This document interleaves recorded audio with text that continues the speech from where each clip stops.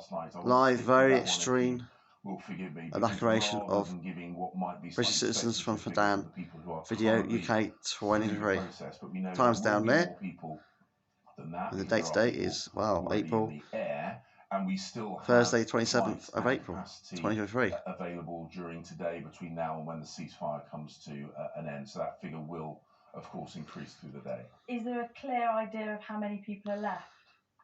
Well, the truth is there has never been, and no country is able to give a completely clear idea of how many nationals are in country. We don't demand that British people overseas register with us. When the conflict started, we encouraged people to do so, but we have no idea whether those people have made their own way out of the... Mate, why such slow reaction to evacuate these British citizens? They intend to... With the laughing stock of Europe. Circumstances like this.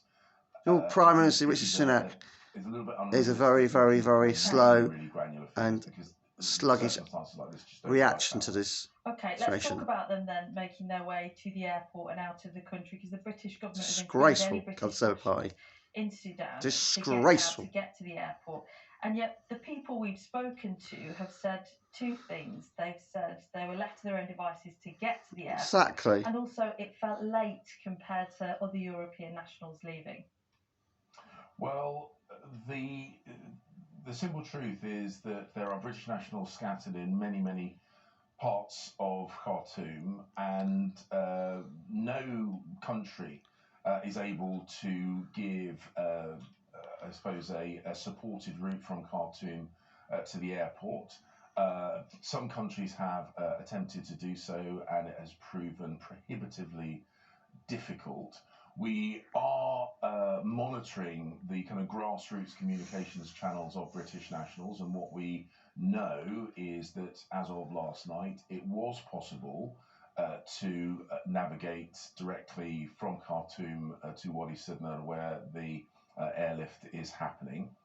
The feedback we've been getting is that whilst it's not a pleasant journey or necessarily an easy journey, it has been facilitated by the Sudanese military on the ground. They are letting British nationals and Sudanese nationals with the right to travel through their checkpoints, and people are successfully getting to the airbase. The people that we've been speaking to have got to the airbase in good order. It's distressing, of course, but they are getting there in good order. We encourage people to do so now.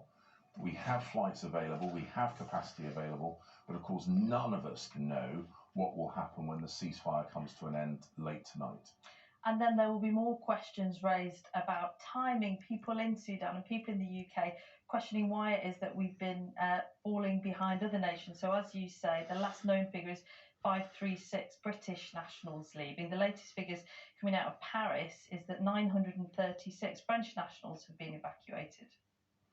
Well, look, we have to understand that the national circumstances, the ability to evacuate are very different, and simple comparators like this, and please excuse me, are really, really not only unhelpful, but they really don't indicate the realistic picture on the ground. Different countries have got very, very different circumstances. So, for example, where a country has a community that is geographically quite tightly located, where they are living in perhaps an expat bubble, it is much easier to remove them en masse quite quickly.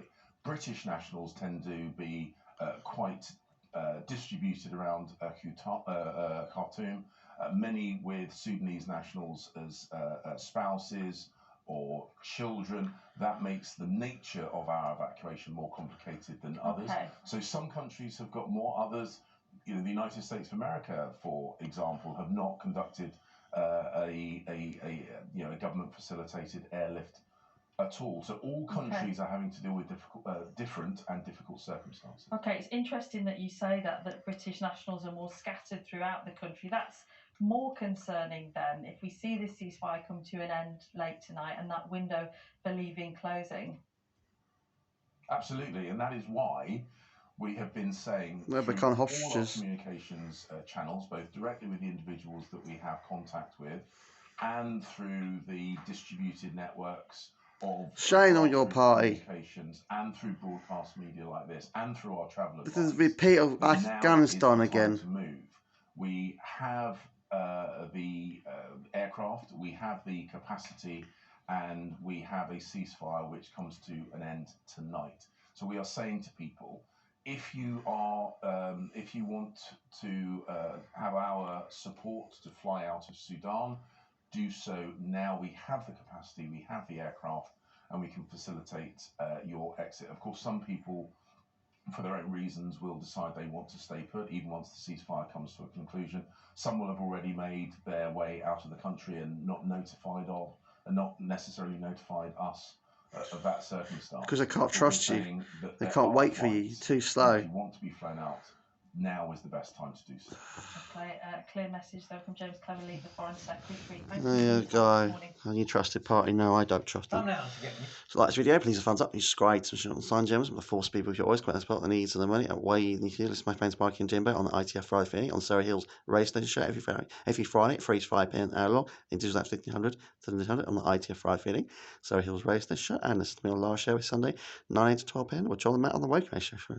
Yeah, Woking Radio Station show. Yeah, subscribe to Sign Gems. Bye.